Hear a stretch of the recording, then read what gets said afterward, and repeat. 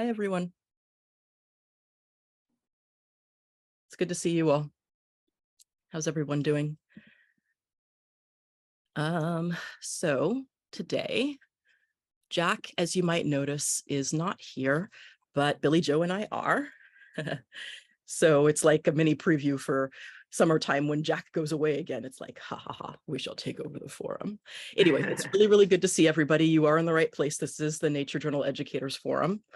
And my name is Yvea Moore, and I'm Billie Reid. And our topic for today is plants, teaching plants in your nature journal.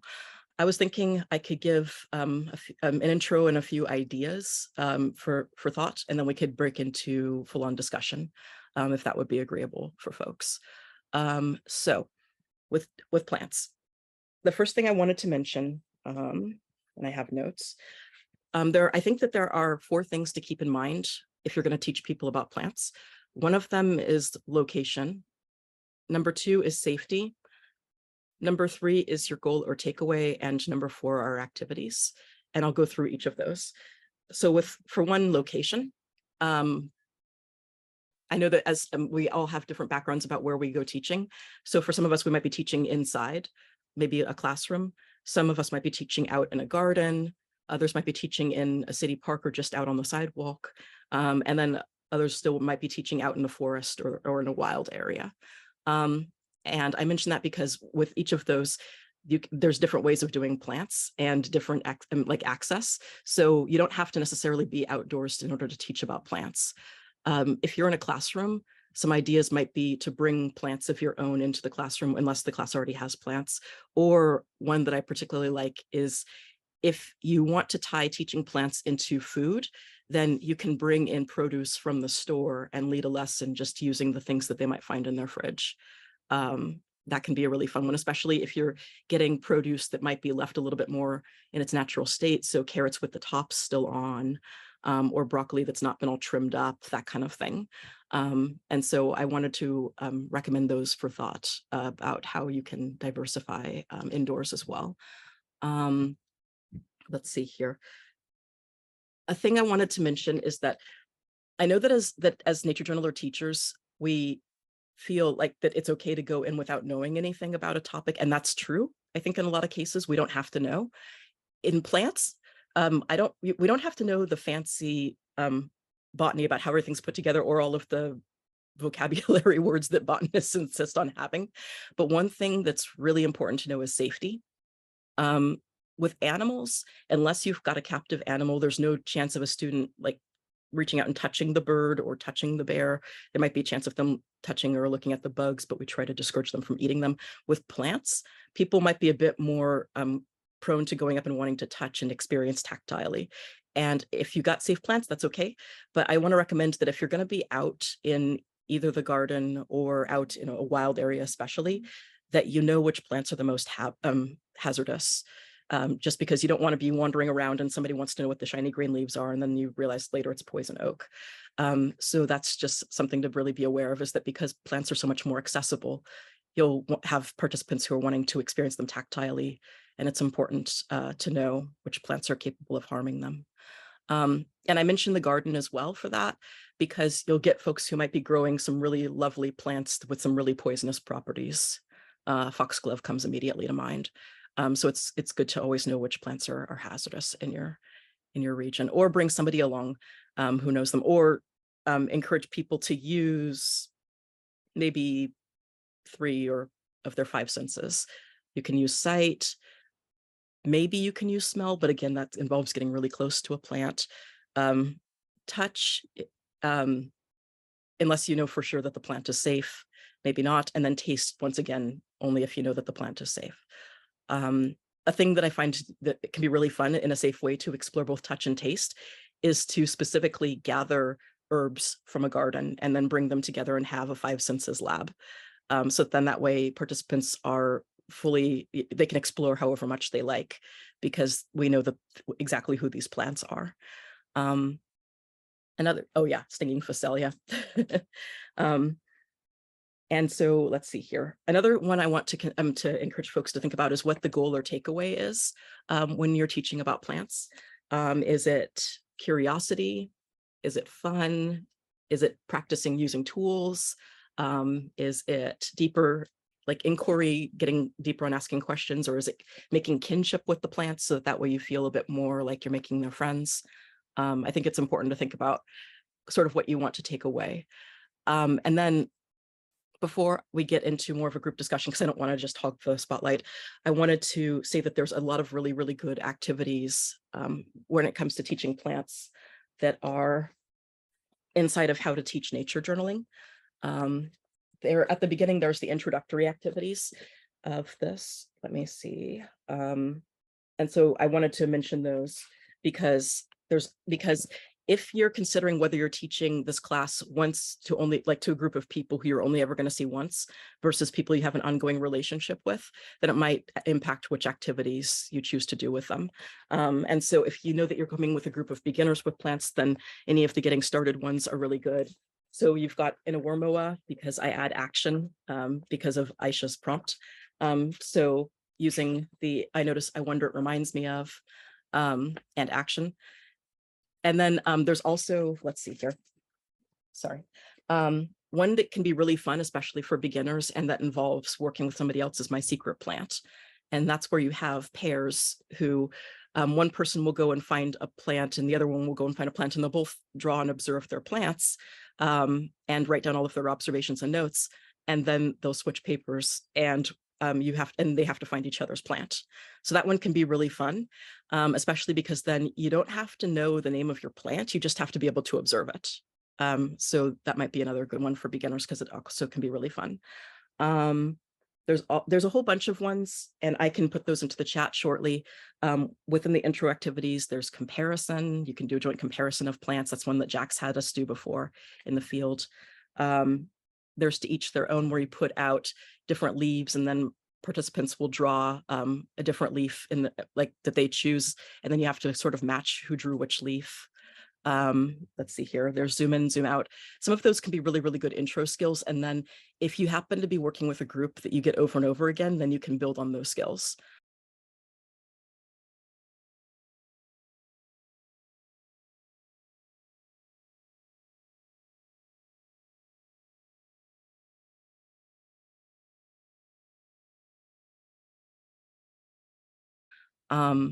Another thing, yes.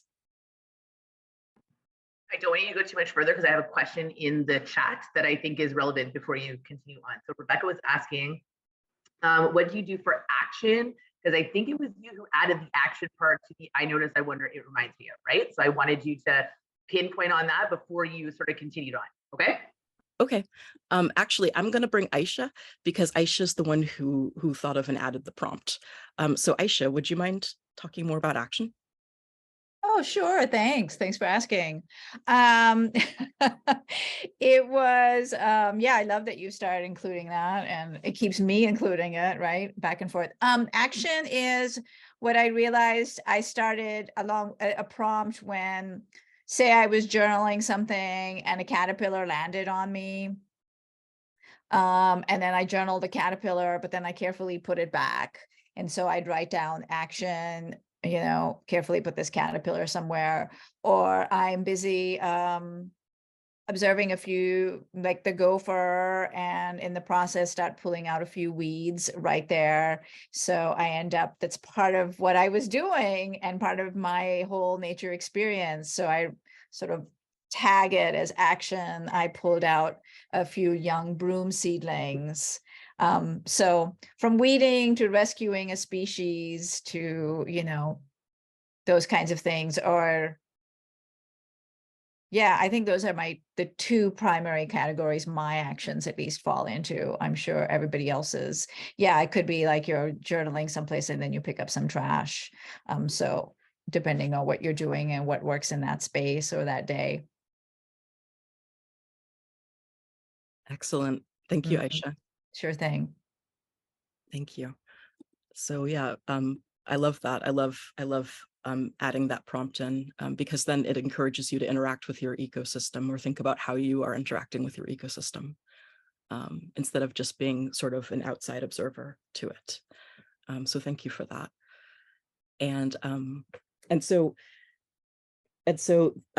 So I'd mentioned some of the intro activities. There's a whole bunch of others as you go on that talk more about the place of the plant within the ecosystem, speaking of ecosystems. So there's like, what is it called? Landscape cross sections.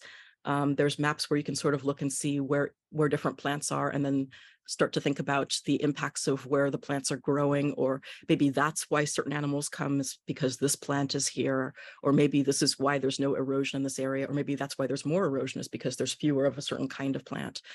So as you get more into being around groups, then you can introduce more of those a bit more in-depth activities. So before we go on to group discussion, I wanted to do a quick demo, if that's okay with you all. So here, do you mind if I remove you from Spotlight, Billie Jo? Because I'm gonna, okay, thank you, sorry. I'm gonna try to do a full screen here. I'm just gonna switch my video. Let's hope this worked. Okay, yeah, it seems to have worked. Let's see here. I don't know how Jack does the focus thing, so I'm just gonna hope that this works. Yeah, okay, so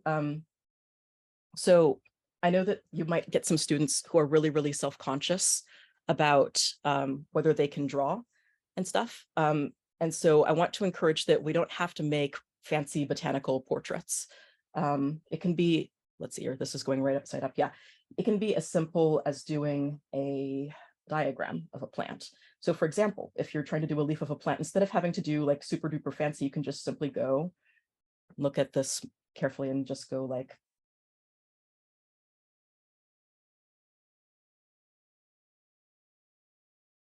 you see, not fancy, not like that. Just say leaf. And then you can say, I don't know, slightly spiky edges. Like, I want to encourage diagramming, because diagramming takes away the pressure of being a good artist. Although it's not bad if students want to, do particular art, I just want to encourage that. Another thing is really, really easy ways of doing things like leaves. We have tracing, we have taking rubbings of them. I wanted to show specifically about how to take imprints of leaves that are particularly convoluted, like this kind of feathery one right here. This is yarrow. And so to do that here, we're just going to put like this. Where are my paints? I just had them. Oh yeah, here they are. So I want to show one that Melinda taught me, and then something I kind of added to it. So I'm taking a bit of Serpentine Genuine just because I like the color. So you can sort of put it on your leaf like this. Can you all see? Yep. Okay, excellent. Thank you. And I use a sock just because I'm messy and don't care. Other people might use other things. Let's see here.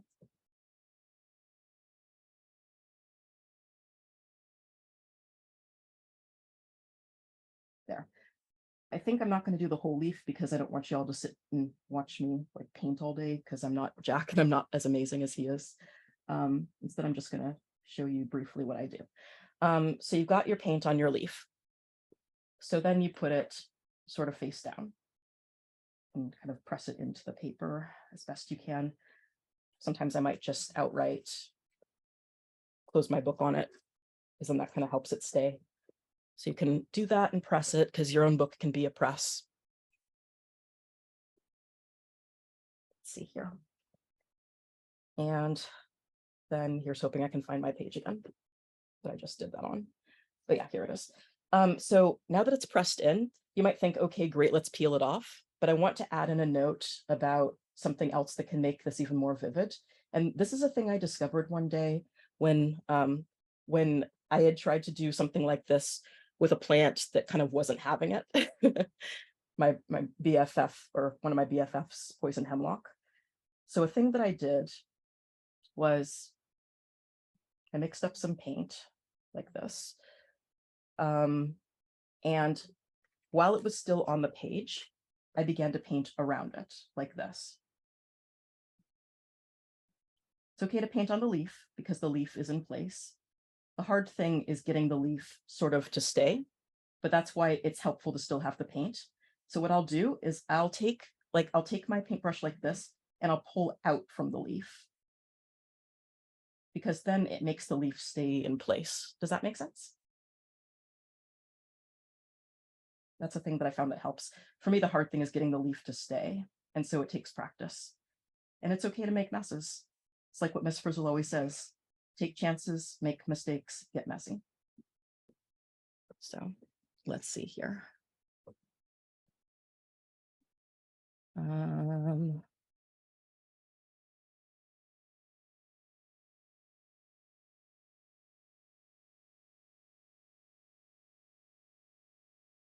Let's do a little bit more and then we'll see how this turns out. Are there any questions while I'm doing this? There's nothing in the chat other than everybody telling you that you're awesome for just being who you are. Oh, y'all are very kind. Thank you. Having one of those comedy of errors days. This is my backup paintbrush because my paint thing is missing, but that's okay. Part of the fun of this is improv. Let's see here. All right. This is a partial. Ordinarily, I'd be doing the entire leaf, but let's see how this turned out. Does that sound good? Okay, here we go. Yeah, let's do it. A little bit messy. If I let it sit for longer, it might have a different look, but you can play with it. And what you can see here that's kind of interesting is that you have negative shape. Even if the paint didn't stick just right, then you have the painting around the plant that gives it a little bit more of definition. This is a thing that I've done before, and sometimes with a bit more success in other nature journals. Let me see here. And so it can be sort of a fun thing to try out, just to play with. And so if it doesn't work out, that's fine. Another thing you can do is that if you've got a leaf that is a little bit tougher than that one, like for example, this one might be a little bit hard to put paint on. If you've got a leaf that's either tougher or a little bit shinier, then sometimes it can have a harder time holding the paint. But if you still do it, you can put it down and sort of trace around it if you've got a leaf with a little bit more solid edges. And again, if you're working with a plant that has serrations in it, then I recommend when you're doing your strokes with your pencil pulling out from the plant. If you try to do too much of like going in, then it can move the plant around a little. So try doing strokes that go out if you're doing serrations like that. And then go easy on yourself. So I wanted to make those suggestions. Let's see here. Another thing is that it is not cheating if you are wanting to talk about flowers and you show a flower diagram in the beginning. It's not cheating to do that, especially because then you can talk about how the plant in front of you all might differ from the diagram. But it's okay to give tools like that, just, basic vocab and stuff, because we don't have to reinvent the wheel when it comes to plants, especially because there's so much to look for that just having that is not cheating. And there might be more to share, but I want to hear from everybody else. So let's see here. Does anybody want to talk about plants or things that you've done in your journal?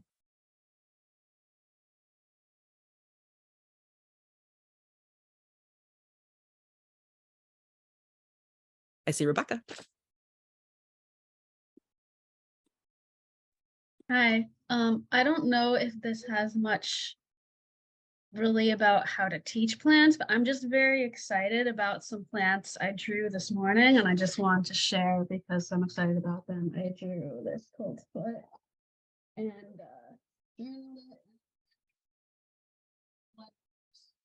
Very cool. I think that your book is blocking your mic a little bit, but it is really cool to see your plants and all your questions and your zoom ins. So yeah, I've got to zoom in. I've got some questions. I've got it's not fully open, so it's good at getting different stages of the plant, and then I could come back later and see if we I was with some people, we noticed in the shade they were closed up, and then in the sun there was a different patch of bloodroot in the sun and they were opened up. Got some it reminds me of Very over cool. here. And yeah, I just wanted to share because I was excited about them. Love it. Spring looks like it is springing where you are, Rebecca. That's really awesome. And I'm loving all of the curiosity on your pages and all of your questions and your zoom ins. And I can just see your joy on the page with all of your explorations. Spring ephemerals. Also, a lot of them have to do with ants. So that's a cool thing to learn about. Definitely. How does plants relate to other things? Thank you for bringing that up, because that's another thing, is that we might think of plants really in isolation, especially if our activities are just like tracing leaves. But when you're looking at an entire ecosystem, finding those relationships between plants and animals, the insects, et cetera, like that, then that adds so much more to your investigation. So that is awesome. Thank you, Rebecca. And I am seeing Aisha and Kate. Just really quickly before they do, Laura had a question in the chat first, which was, what do you use for rubbings? And do you use charcoal, or she's, I think, wondering if there's other things. And then Aisha and then Kate. That's a really good question. I'd love to hear what other people do as well. I still kind of struggle with rubbings. Here, let me, if it's okay with you, let me just try something. Let me see. Okay, here we are again. And with rubbings, I am not very fancy, and I'm sure that there will be other people who've got more ideas than me. But I will usually just use whatever I have on hand. So let's see here if I can do this. So put this beneath here. Let's see how this turns out. I'm going to guess it's.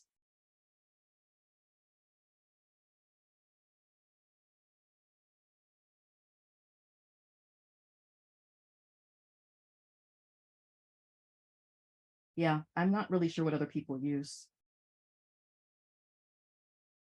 Does anybody else ever do rubbings? Anybody who might have more experience with this than me? With kids at the field centers, we use crayons. And if you flip the leaf over so that you have the vein, the pudgy side of the vein sort of up, then you can rub over top of that and it'll come up more clearly, all the veins. You can also rub it with a white crayon and then go over top of that with watercolor later, because the watercolor will not stick to where the white crayon was, and then kind of go from there. So there's a crayon works pretty good. I'm not sure. Aisha or Kate, did you guys have thoughts on that? I know you have another question. No, okay. One thing I think can be fun is that you can, like you said about watercoloring, you can paint your rubbings sometimes. That could add some fun things to it. Here, sorry, let me switch back to. So those are some really good tips, Billie Jo, thank you. And I think I saw Kate holding it up. Yeah, I just was going to show you. I just had found, I have some examples of rubbing with crayon. This was like with a couple different colors, which was kind of fun to try to, like, I was trying to mimic the colors of the lead, and then there's a big one. So yeah, just wanted to show like what that can look like with a crayon. But yeah, it needs to be really thin paper. I found if the paper's too thick, it doesn't work super well. And I actually found that the kids weren't super impressed with the rubbings. I don't know if that makes sense. That they just kind of were like, oh, that's like, I was all excited to do it with them. And they were like, yeah, whatever. I don't know if it was the age or not. But I was wondering if anybody else had that reaction from students. I have too, mostly because it doesn't turn out the way that people expect. Yeah. Yeah, because the bark example, it's like very, it doesn't have the depth that when you're looking at the bark, it really, you have all these different sections and there's different colors and stuff. And when you rub it, it just kind of looks like, it actually looks a lot like the asphalt. So I just kind of found that to be an interesting exercise. And so it was almost nice that we did it on loose paper instead of directly in their journals, because they weren't super excited about it. They could just do it and then not keep it, which is fair. Definitely. And then the ones that they like the most, they might cut out and put in their journal later. So Aisha, what were you going to say? And then Kate, we can come back to you too. And then I see also Kate Rudder. So go ahead, Aisha, but I think you're muted. Yeah, I know. And I was like, what was I going to say? Now I'm thinking about crayons. Yeah, I've only used watercolor also. I did think, I wonder if you work with teens, right, Kate? Mostly. Sometimes I have found that if it's something, rubbings are done so much with young kids that sometimes older kids just have these associations, and you almost have to jump to adulthood to get re-excited about some of these techniques, because some of them you're like, we used to do that. That's a little kid thing, and I don't know. Sometimes I have found that would play into things because I get caught off guard. Like, why isn't this interesting? But they had these associations. I think I was thinking back when Yvea, you were talking. Oh yeah, sort of the setting, the location and all, and you were talking about using flower diagrams beforehand. It reminded me just something I did last week. I was teaching a botany in the field class to a group of adults. And what was really fun was, if you know your weeds well, right? I was able to point them to some good flowers that they could totally pick and dissect. So it was very helpful to know that and share that and just be like, we're not going to do that with any of these other flowers, but here, go to town. Look at it this way. Oh, you want to find another one? Open up another one. Open up 10. And they got really jazzed. And I was like, that's sort of it felt like making lemonade out of lemons, right? It was just like, I could be excited about that patch of flower. So I was going to share that. And just Rebecca reminded me of, I was nature journaling this weekend after a really long time because it's been so rainy and cold. And I realized I am just not a nature journaler unless I'm outside and happy. So I was back there and scared of the page, and it was very interesting. But I got started with my favorite ceanothus, which I had gone looking for. And since I'm still on the flower topic, it was so nice to sit there long enough to, I'm sorry, I feel like I'm going completely off topic. That's the topic, but we've all done that. So I will finish this thought and then I will stop. Is that I sat there long enough that different species of pollinators came along because I was journaling, and I had forgotten that was one of my favorite parts of journaling flowers. Thank you, Rebecca.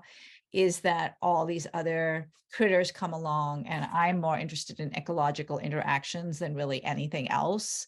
So I saw this really, really cool moth showed up that was just gorgeous.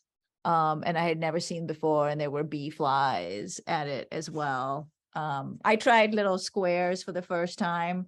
I've never divided my page like that. I usually just sprawl all over.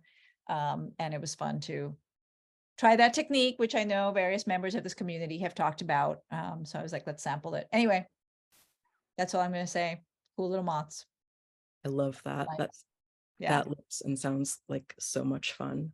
And I didn't know what used Ceanothus jepsonii. So I know at least now 2 species, maybe a third, that visits it. That's awesome. And I love that you gave the kiddos a designated area to go and just play with plants and explore with the weeds that they saw and look inside of them. So I think that's really awesome that you had like a designated area where you just said, go wild. Yeah, and this was actually adults, but yeah, I would do that with kids. Yeah, I've been teaching students in an herb school of all things. They've hired me as their spring botanist. So yeah, right. It's like, ooh, botany. But yeah, it's really nice to have a place to go wild because so much of it is like, don't touch, be careful. Yeah. And sorry, adults, not kiddos. That's okay. I guess We're all kids kiddos inside. in some ways. Yep, we're all kiddos inside. Thank you, Aisha. And Deborah, yeah, I use telephone books are actually easier than a plant press. I find you just open it, stick it in, close it. Awesome. Thank you, Aisha. All right, And I'll thanks.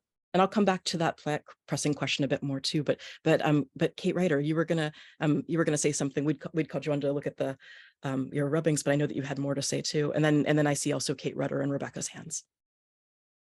Yeah, the subject of weeds reminded me that we were journaling in a schoolyard and there just wasn't a lot of plants. There's a lot of birds. So we were focusing mostly on birds, but I did a project where we took a picture frame, like the picture mat, just like that, the cheap, the 5x4 mat.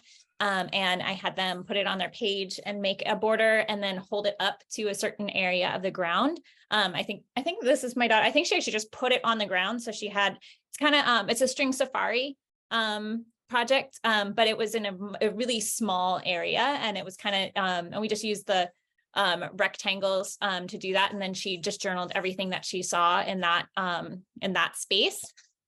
So that was effective. I do love Aisha's point though about like how she's more interested in the whole ecosystem. And that's such a good reminder as a teacher sometimes as a student might not be super into plants in particular, like let's figure out exactly how to draw this leaf or this flower, but kind of allowing them to say, hey, we're sitting here and we're looking at all these plants, but what about the relationship of the plants? What, what little visitors are we getting? All this sort of what lives underneath the plants or what kind of, what happens in the soil below or what, all those sort of interactions can also engage different learners or different interest levels. So that's a really good reminder because sometimes you're just kind of like, why is this project falling flat? And you're like, oh, how can I expand it a little bit more to engage interest?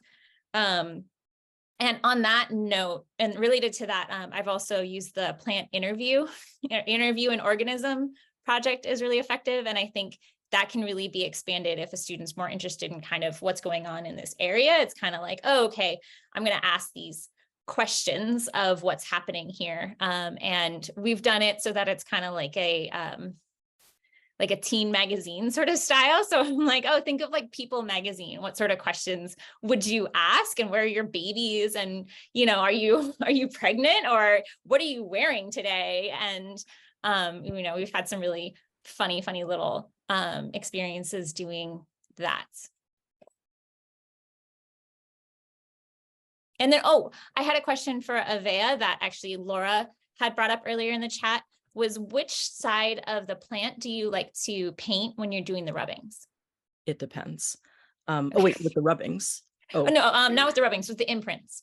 Okay, that depends. What I will do, I've experimented with different sides to see if certain sides work better. You might assume, I wish I had the actual plant in mind. Like you might assume that you'd want to do the side with the actual veins, but I've actually had great success doing it this way because then the paint sticks to everything but the vein part, and then it leaves little white lines left behind to make the veins kind of enhance. But that might depend. It depends on different plants. And I'm trying to see if I have my example in here about doing that. Yeah, in fact, I do.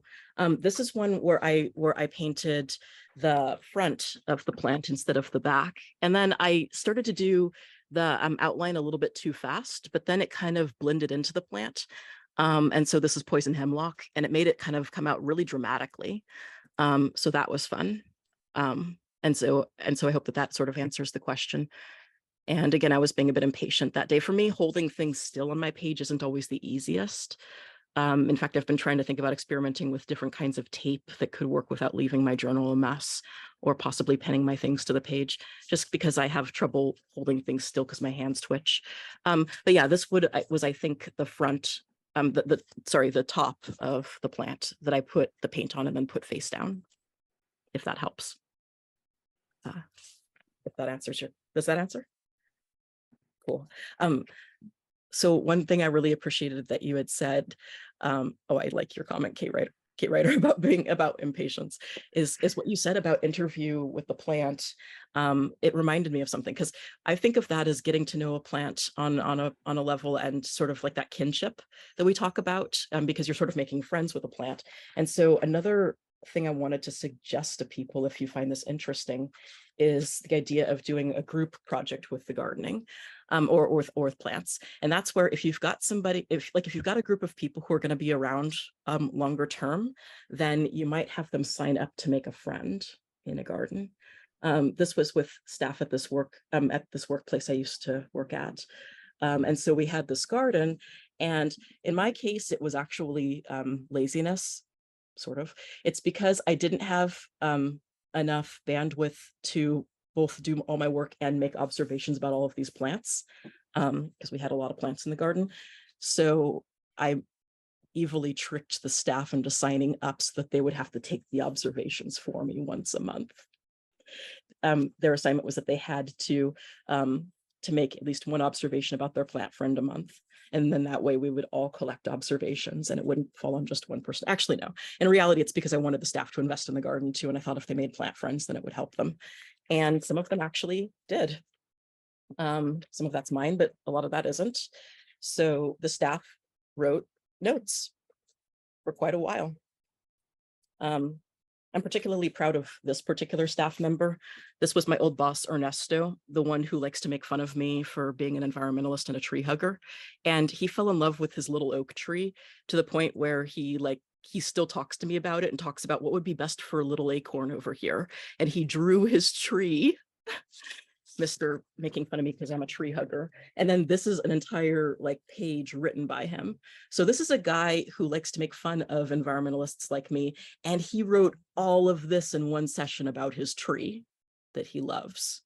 So it's like, that can be fun. You can find people who will actually really make friends with their plants. And then that way you get a lot of people, a lot of eyes on things. So I just wanted to recommend also the group journal. But I also see Kate Rudder and Rebecca's hands.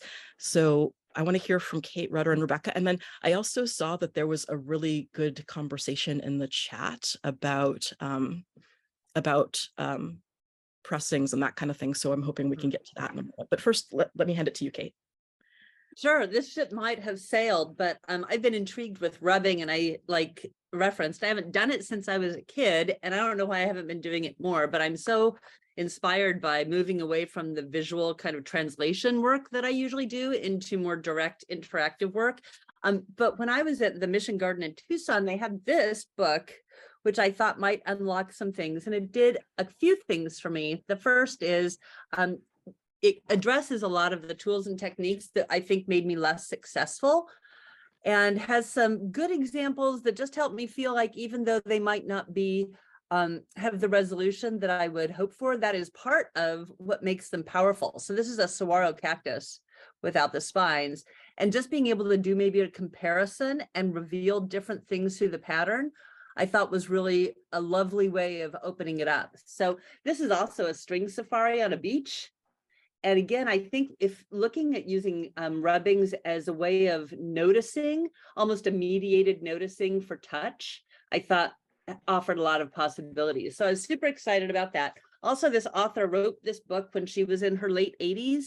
And I researched her, and she passed away, but I got to see her carrying bridge posts from her family.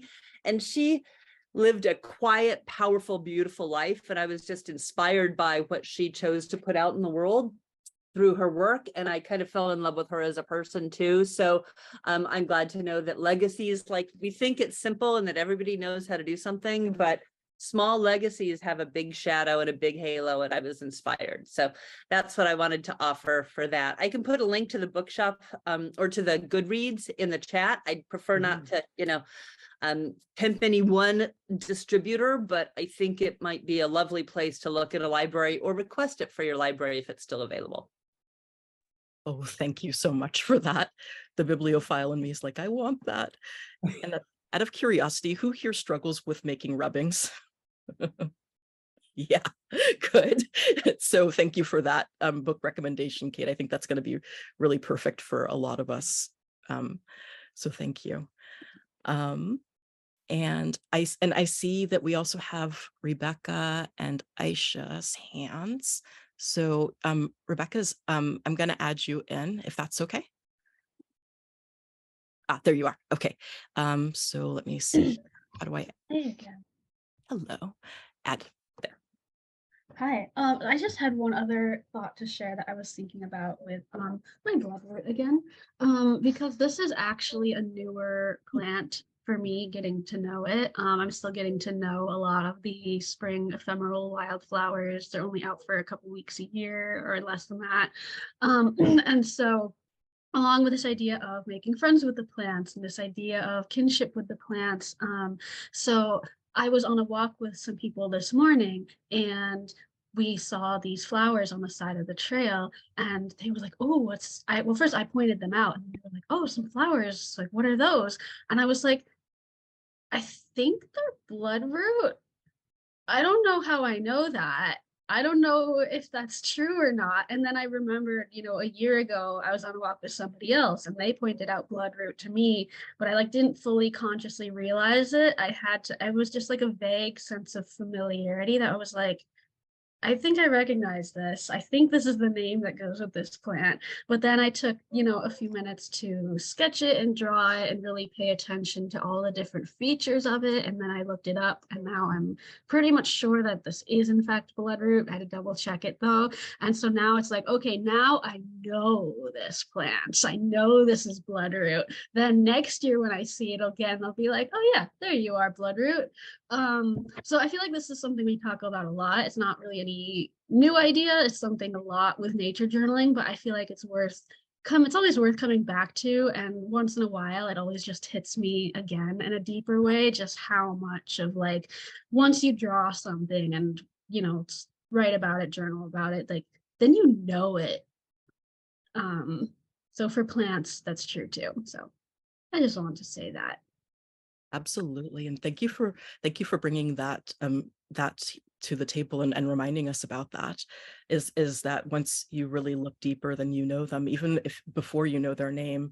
And then when you know it well enough, and then you later on find out that they're who you suspected, then that makes the connection even more. I have a similar experience with one of my spark plants, the yellow sand verbena. Had written a report on it in 7th grade without ever seeing it, drew it on my cover from pictures, and then was walking along Ocean Beach one day a few months later and recognized my plant. And just paying that deep attention to something makes you fall in love with it. Another thing to add about, oh, go ahead, Rebecca. Oh, I just wanted to comment. I know the term spark bird, but I've never heard spark plant, and I love that. Thank you.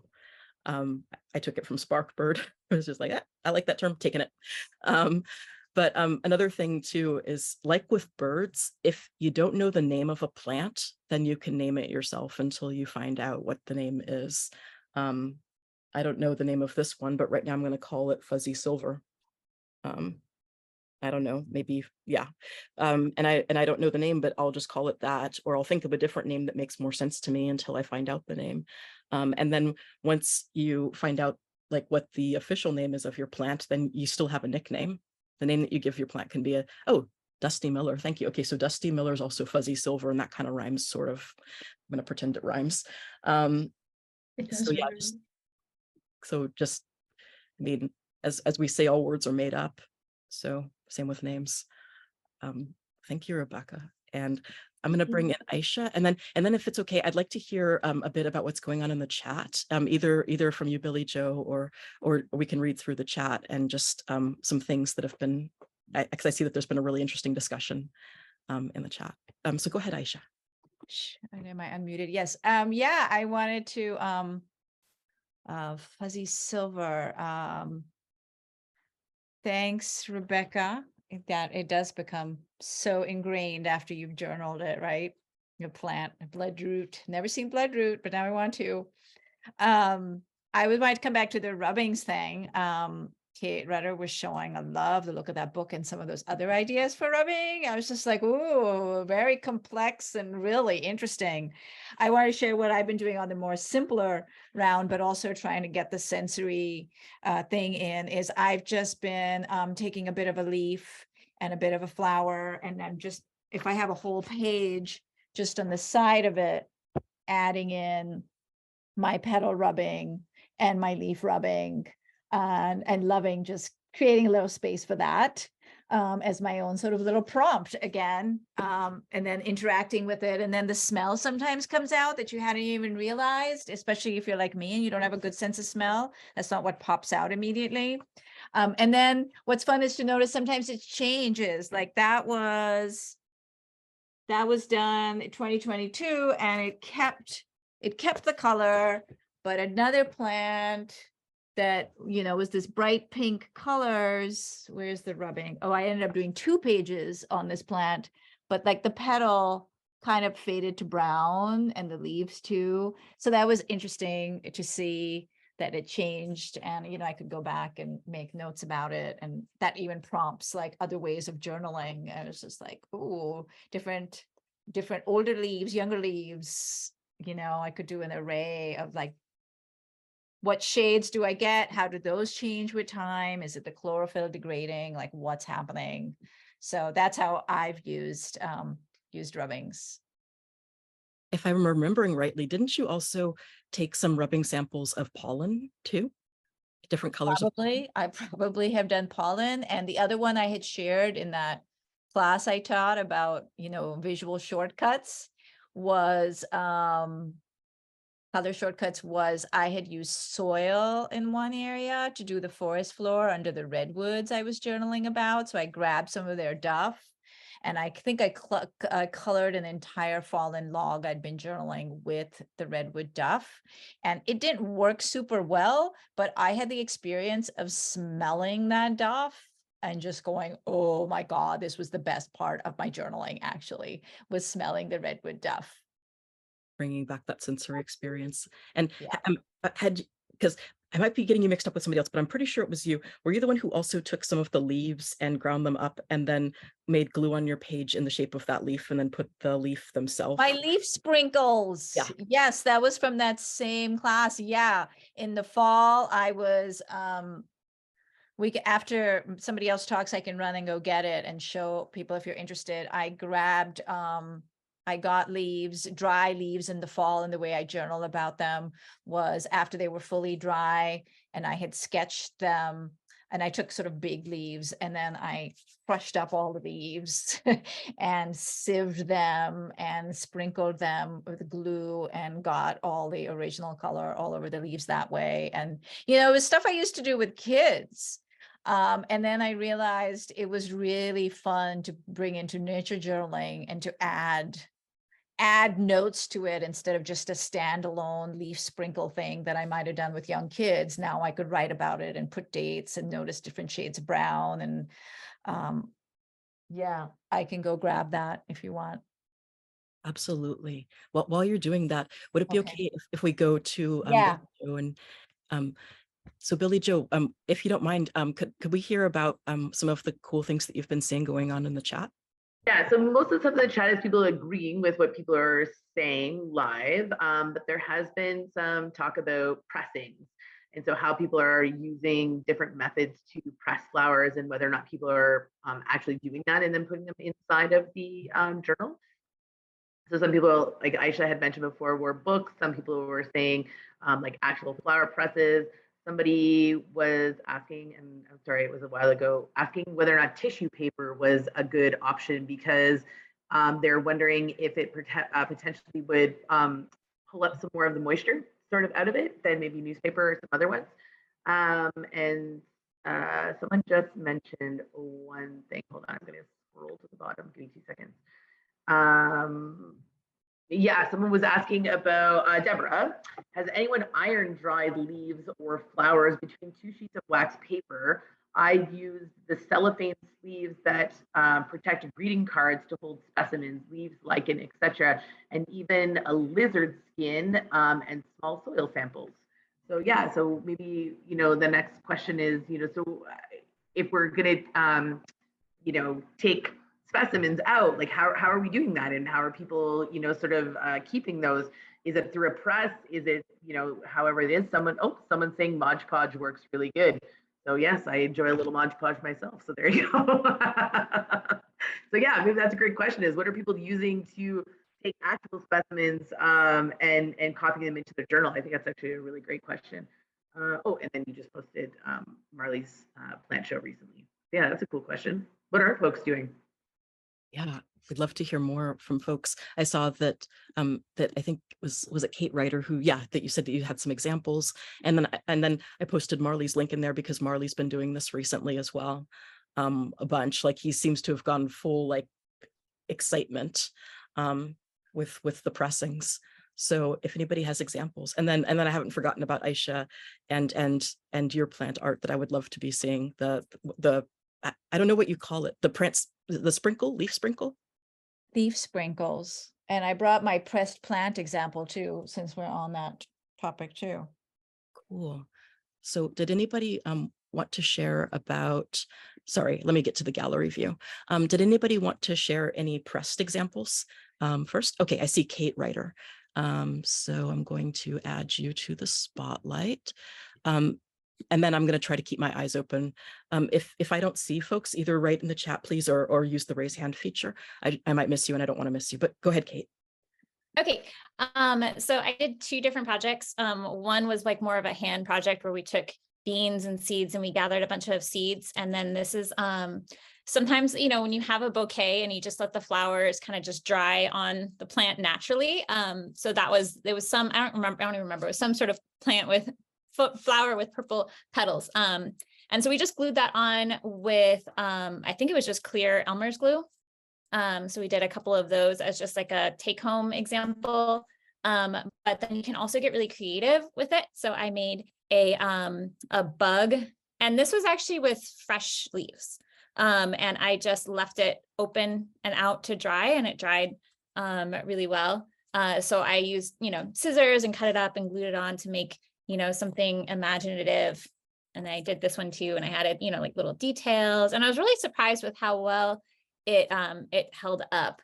And then this was the example of my daughter, and she collected a bunch of, we went to the farm and they had kind of like the weeds. And so she drew a picture and then she added clothes on.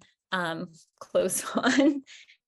with, so that's just like a fun little activity that, to engage kids with that physicality of the flowers, and not having to, because there's this disconnect when you're pressing where you pick it and then you have to press it and then you have to remember that they're there and then choose to do something with it. And there's also a little bit of preciousness because you put that extra effort in. So, if you're putting it in exactly as it is, I think that like works, but being able to be kind of playful and think about the parts in different ways and kind of, looking at the shapes and colors in different ways was also just a fun little activity. I love the playfulness and that. I'd been trying to do something similar a while ago with rubbings, but I couldn't quite work it out. Like I was trying to make a turkey out of leaves. I like it even more the way that you use the actual plant to put it on, especially because like you said about people who kind of get more into the perfectionism thing, nature isn't necessarily perfect. And so if you put on just as is, as nature is, then that can take away some of that pressure and allow you to be playful. Oh, sorry.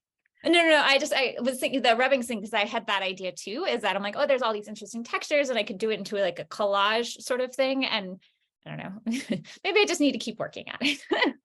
It's funny that we had the same, yeah. With the rubbings. I think that I've been meaning to try with rubbings. Remember the thing that we had with like little kids had, and you had plates, the different rubbing plates, and you could do like art, you could design clothes by using different textures. That's what it reminds me of. Sorry for interrupting, but no, thank you for sharing that. Creating a picture by using. Please tell us more. You can share more, Laura. We love hearing from you. I mean, it seems a little sad to compare this because it was like plastic, right? But it was this thing where you had like you could there were shapes for different types of clothing, and then you had rubbing plates that you could put in so that you would rub the like a skirt, and then you could make it. And I was just that the idea that you could somehow take the texture and use it as an element, and that actually reminds me sort of Eric Carle's work, the children's author, and how he actually does his, it's not rubbings, but he has paintings of, and then he cuts the paintings up as his collage work. So that you can incorporate it back into to represent something different by cutting things up. And Kate now has an idea. No, yeah, that would be so fun to do, where you like paint on paper, and because he just kind of uses different materials to scratch things, but it would be fun to do it with natural materials, is to kind of create that pattern and then to be able to use that in collage. But that's more of kind of like a classroom sort of thing, because you're not really doing like paint and collage necessarily in the field. But you could have a big easel and like let the kids paint and stick nature things onto it and make different patterns and stuff, and then once it's dry, you can take it down and cut it into your and put it into your journal, or make it as like a cover of your journal or something. I like the idea of it being a cover. A thing I wanted to mention really fast, that a thing I've been wanting to try to do, and maybe other people have more experience with this with rubbings, is I've been wanting to use tracing paper, because it's a little bit more see-through, which means that then I can see the features of the plant better that I want to capture, like the way that we will try to do the rubbings, different from the watercolors. We do the rubbings so that way the veins are facing us, because we're trying to capture all of those fascinating textures and whatnot. But I love the idea of just like being able to cut up at something and then make collaging, like, because that takes away the perfectionist and just allows you to just play with it. I love that. Thank you, Laura. Thank you for bringing that up, and especially Eric Carle. He really inspires a lot of us. And I see your hand, Aisha. And then did you have your leaf sprinkle that you wanted to share too? Yes, that's the only reason my hand's up. Just really quickly, Kate Rudder, she's got a book that she wants to share with us as well, just before we sign off for today, okay? Okay, sounds good. Okay, so this was the leaf sprinkles, what I ended up doing with them. And then I think the thing with this is that it does require that time delay. So if you're doing it with a group, I found that the leaves have to be really dry for them to sprinkle well. So I brought them inside, gathered them and brought them inside. But I did, I had my space marked out, but I did all my journaling in the field, and mostly what it was prompting was lots of questions about decomposition for me. So I was able to do all that. And then this was like a later part. And if you were seeing a group later on, it could be something you could revisit, and then you do the sprinkle. It might even be nice opener for the next thing. It's just a little warm up. It's like, we have our leaves, let's finish that page before we move on to the next one. Yeah, it was deeply satisfying. And it did provoke all these questions about decomposition that I wasn't having till I actually started handling the leaves, and then trying to sort them by shades of brown a little bit. I started really noticing that, which probably in watercolors I would have too, but a lot of this has come about from me because I just don't have the skills. I'm not a watercolor artist. I'm one of those nature journalers who's coming from the science, writing, just observation end, but I'm trying to find workarounds to still have a page with visual elements, because I really want the visual elements. But so, and I even, because it's year of the question, I even put sprinkles in my question mark later on. So that was fun.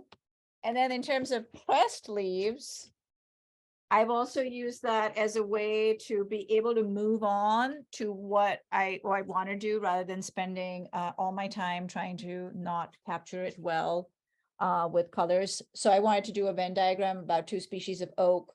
So I just glued on my 2 leaves of oak, and then I had plenty of time to, I could invest my time in observing and writing and doing all that, rather than focusing on capturing the leaves. So that worked well for me. And the main other place I experimented with here, Billie Joe, I'll let you take a quick look. And here's the other one was I used pressed leaves to show forest canopy and all the redwood forest layers. So each leaf is kind of at the height, the maximum height I was seeing. So I at least can quickly see, oh yeah, redwoods are the tallest, maple up, big leaf maples up really high, madrones and bay are the upper canopy. Here's what's happening in the understory. Here's what's happening in the mid-story. Here's my leaf litter on that particular day.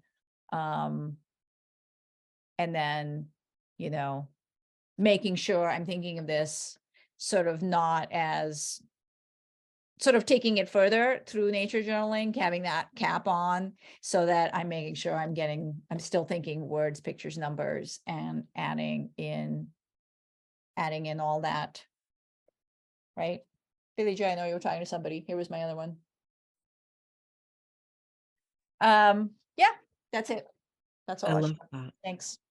I love the way that, first of all, like, I love your focus on actually bringing in the elements of the ecosystem itself into your page, the leaves themselves, because I personally think, like, I think a lot of us feel self-conscious about our skills as watercolorists in general, but also that's not the only way to play with nature. As a community, we're pretty heavy on showing the watercoloring stuff because a lot of our prominent folks who teach, like, they will use the watercoloring, but that's not the only way to play with nature. So I love that you're showing other ways of playing with nature and having fun with it, because that, like, if we're not having some element of fun in our nature journals, then what exactly are we doing? Then it just becomes, you know, dull and not compelling, and we're supposed to be finding that element of connection or that fun. So I love how much fun you have, and I love how you had the leaves like by canopy.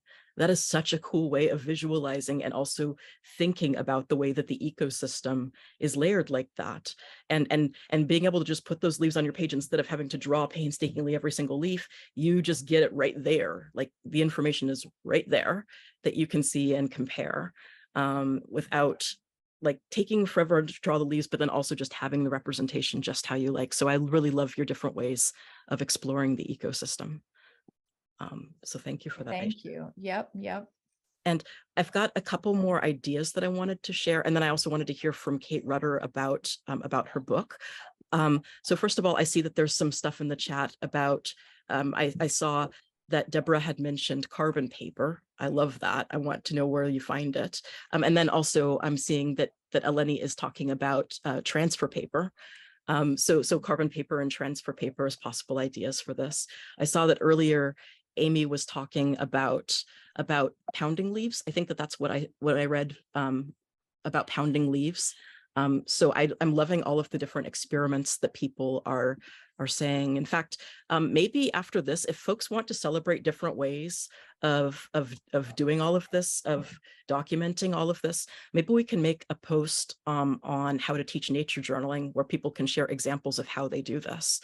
Not because it's an art contest, but because we're celebrating different ways of getting the ecosystem down. And I think I saw that Kate Rutter had mentioned an idea earlier that I thought was a really cool one. I'm going to let her share more about that one in a moment when she talks about the other book. And I also see Rosa after Kate. So I wanted to share a couple other things. Another one thing is about making maps of where things are. I find it especially useful when it comes to gardening.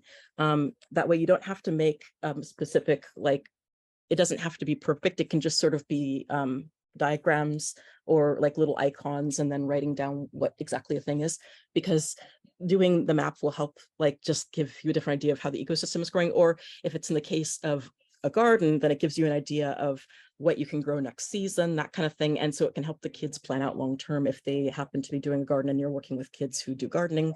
But I wanted to recommend doing maps of where plants are growing as an activity possibly for people to do. If you're more of a heavy writer, like I was, then you can put maybe plants in your margins, so that way you don't have to do everything. You can do little bits of plants. It doesn't have to be entire plants. Like in this case, instead of drawing the entire tomato plant, I just drew the part that was interesting to me about how the leaf was damaged.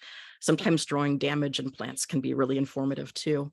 I was drawing wounds, sorry, wounds in these blackberries because I suspected that birds were getting them. And so you can do things like that. I want to recommend having fun with numbers too. If numbers scare you, then make it a thing where it gets exciting. Like at one point I was doing my Nepenthes here at home. So I wrote down number of plants, 3, number of leaves, and just kind of like making the numbers a thing. A really good person whose pages I love seeing do this is Kate Rudder. I love seeing your numbers pages because Kate can really bliss out on the numbers, and I'm inspired by that. And then let's see here. Oh yeah, there was one other thing. There's, when it comes to taking inventories as well, if you know enough of the species of an area, a thing that I've been trying to do is I've been trying to keep who is flowering today. And so instead of keeping a list over and over again, what I've done here is I've written the date. And then what I'll do is I'll be able to write the next date and the next and the next. And then you can just sort of check off who's present that day. If you're like me and you get overwhelmed by having to count a ton of things, then you can just simply check off who's present. And then that's an easy way of comparing over time how things might change. Then you don't, like I said, you don't have to write the list over and over again.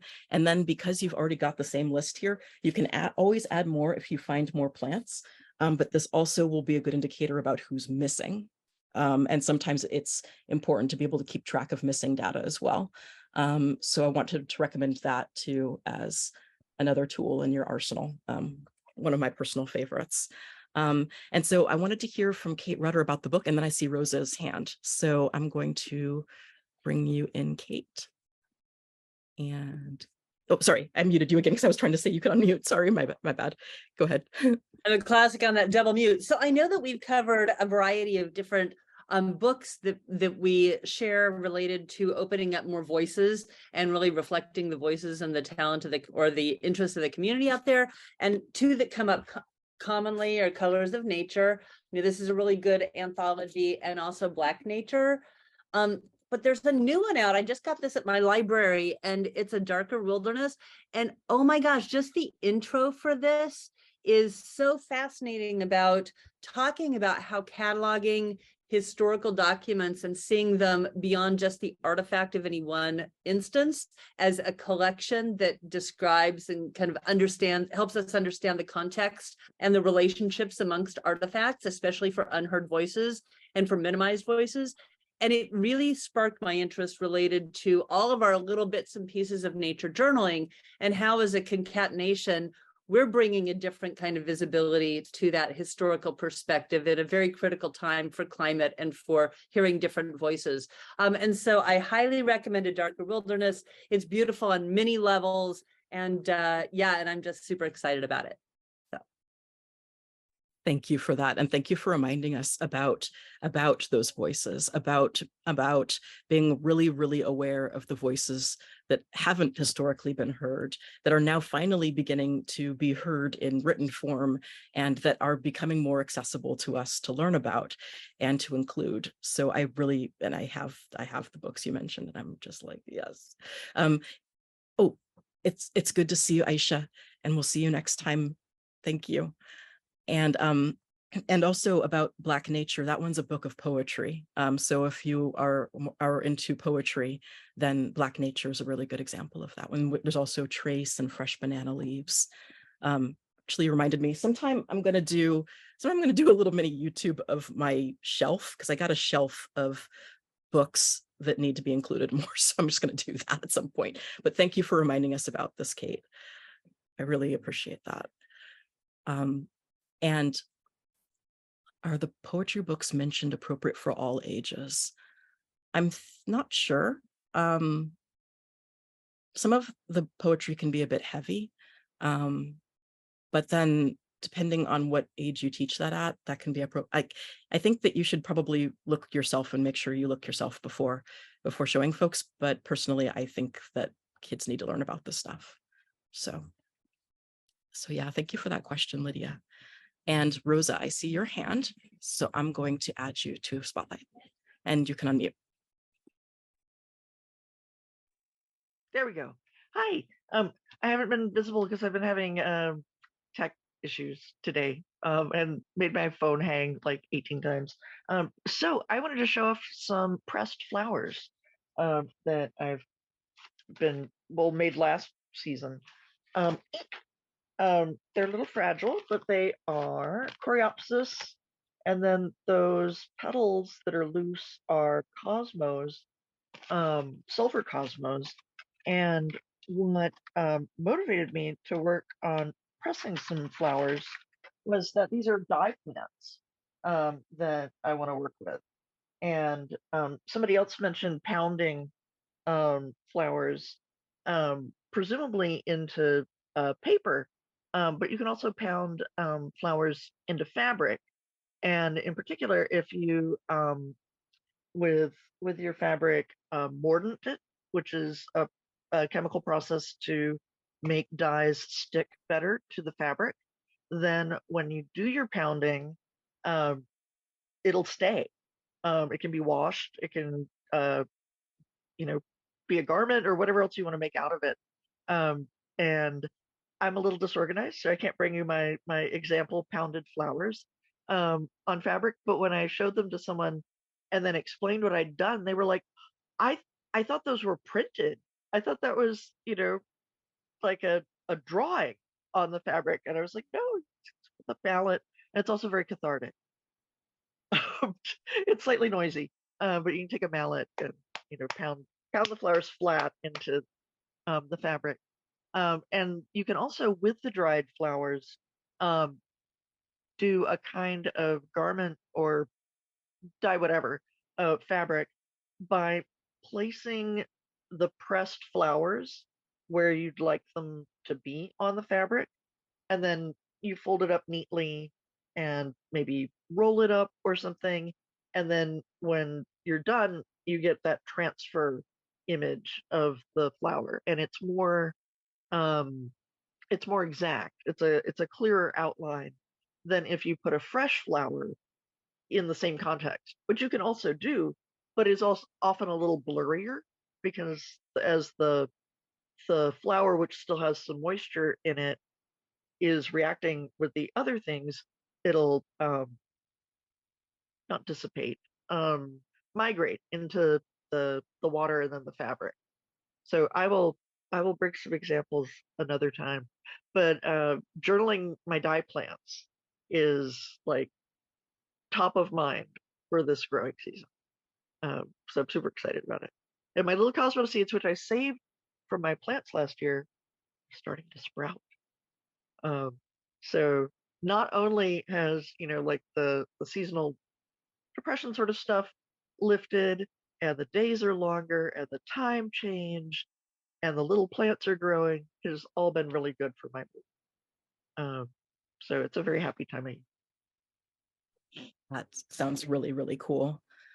Thank you for telling more about the pounding the flowers. And now I want to learn how to do it, because I think it'd be fun for me, and also it'd be fun for my son, so that he could learn, like, if he's pounding a flower, then he's taking a lot of that energy and using it to create something beautiful. Yeah, because exactly, that's awesome. I had thought about it as an activity with kids, or maybe just with somebody who isn't as comfortable with the stuff, and so it's a way to say, "Oh no, I don't need you to draw delicately with your tiny micron pen. You can just pound the heck out of this thing, and you're going to get, a different result, but a really cool result." And actually, speaking of your son and speaking of family and our backgrounds, it really means a lot to me to have the diversity of the group be um, a thing we're working on and thinking of. My mother was from northern Mexico, much darker than I, um, and her father was indigenous Mexican. So her reaction to immigrating to the United States was, I've had enough nature. I don't need any more nature. And she was very separate from nature in general. She didn't want to go like for a walk, or, nature was sort of the enemy, especially in southern Louisiana where, it's super hot. There's lots of bugs, sun, and she was afraid of snakes, and she felt like there was a snake just waiting for you, like an inch off any path. Like you were just going to die because the snake was going to kill you. So, getting to shift away from that myself and feel more comfortable with nature has been really great. And I know that many children of immigrants have similar stories about um, being sort of separated from nature and trying to come back to it. I think that's really an important thing to bring up, is that based on our backgrounds, we might have completely different experiences with nature. Some of us might experience nature as a pleasant place to walk in and just to sort of see. Some of us might associate nature with danger, like you said, snakes, or hazards if you've had to travel through nature and you didn't have a choice, or like work. A lot of people might associate nature with just really, really hard work and not leisure. And so it's important to be able to honor those and tell those stories, and not try to change the narrative, not try to tell people to look at it, just to accept people's narratives exactly as they are and honor them. Thank you for sharing that about your mom. Thank you for being part of a space where it's comfortable to share that. Thank you, Rosa. And I was looking at, I see that there's some more recommendations. Nature poem by Tommy Pico, and let's see here, and then I saw about sun printing on construction paper, an idea from Laura, and I see some other really, really good ideas and references in the chat, and ideas about wax paper. And so I am really loving all of the different ways that people are looking at their nature, and I'm going to encourage folks that we share all of these with each other, and then also on the Facebook. Also, are folks part of the sign up? Like, do people have the contact list if they need it? I should probably put that in the chat again, shouldn't I? Here, let me get the contact sheet in case anybody's not on it and wants to be added, or in case you want to find each other. We can also start a thread if people would like. I know that people might have enough of email threads, but if people want to share this with each other in an email thread, then here's the contact sheet for our educators forum. Another thing is that I wanted to mention, this came to me when Rosa mentioned her mom being from Northern Mexico, that because a lot of us might come from backgrounds with different languages, that people will have different names for the nature in their own languages. And I wanted to mention, I don't know if folks have heard about this recent thing, but do folks know miner's lettuce? Well, I heard that Cal Flora recently changed the name to Rura, which is the Ohlone name for it. So that's huge. They're changing and honoring the official name to, or at least as far as they recognize it on Cal Flora, to Rura, to honor it, its Ohlone heritage. So I want to encourage us to also be aware of the different names and learn them, because then you can say the name, like you can say these plants who have become our friends in different languages, and it makes it sound like, to me, it feels like celebrating a plant in different languages. It feels like having more names of joy to call a plant. Whether you're saying rosemary or romero or rosmarinus or whatever, like you get to celebrate a plant in all of these different names. Plant names for plant. Thank you. And it's good to see you too, Kate Rutter. Did anybody have anything else that they wanted to share? Because I know that we're getting to time. I got just a second, Yvea, just to build off what you said. We have a group in town of Indigenous folks who share seeds, and I noticed that they had what people often call Indian blanket flower, and that they call it firewheel. And so I've been I actually grow it and have distributed it, but for as far as everybody's concerned, its name is firewheel. They don't even, this is firewheel. So I have taken, even though that's an English name, English words, but it's the name that they have chose to describe it. And that's the way that I'm referring to it. So, and it's a lot more comfortable anyway. So So firewheel, you said firewheel? Yeah, firewheel. So for sometimes blanket flower, but there's blanket flower and there's Indian blanket flower, and which I think reflects a little bit of one is much more likely to be perennial than the other. But they're both same genus, but anyway. But yeah. I love that. Thank you for that. Firewheel. We have plants that have names that I want to see differently as well. And so I might go check out some of those names and see if any new names have come up or if I can make some new names. It reminds me of this essay within that book that Kate Rutter was mentioning, the Colors of Nature. And I think I've read this part of it before about Jamaica Kincaid not liking to call the Joe Pye weed by its Latin name because she's like, Linnaeus never even saw my plant. How could he name it? I know that's the official name, but I don't even like calling it as he calls it. So she calls it by the name she connects with because it's the name that has the connection and the history with it that she prefers and that she connects with herself. So thank you for that.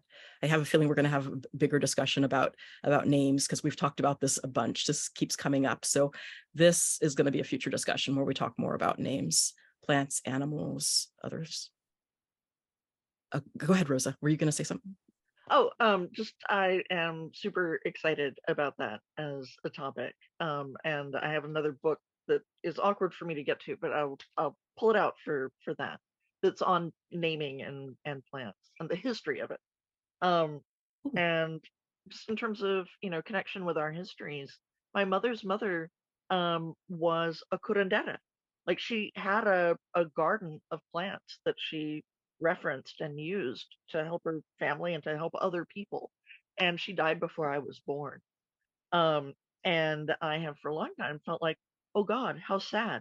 She died before I was born. I can never learn these things. And it has taken me decades to realize, oh, other people know these things. I can seek out other people, and they're not my abuelita, but they have knowledge that needs to be saved and passed on. And feeling a sense of connection rather than just staying in the stuck place of feeling disconnection, because I never got to know her, has felt like an opening up. And I will share more as I learn more. But there's lots of stuff online, books, even in English, right? So I don't have any excuse for not like digging into that anymore. And I look forward to sharing about it. We will look forward to hearing about it. Thank you, Rosa. And I also saw Laura's shirt, Teachers Plant Seeds That Grow Forever. It's beautiful. Did anybody else have anything else that they wanted to share before we're done for today? I'm looking in the gallery and I'm not seeing anybody. In that case, this was wonderful. Thank you, everybody, for sharing your enthusiasm for plants and all of the different ways that you've celebrated them in your nature journals and have taught with other people and have learned and everything. Just it's so lovely to be here with all of you. Next week, Jack should be back and we'll be talking about different kinds of observations. But we will take seeds that came from this discussion and we'll have future workshops about them. We'll make them blossom together. So it's really good to see all of you. Everybody take care, stay safe, enjoy your nature.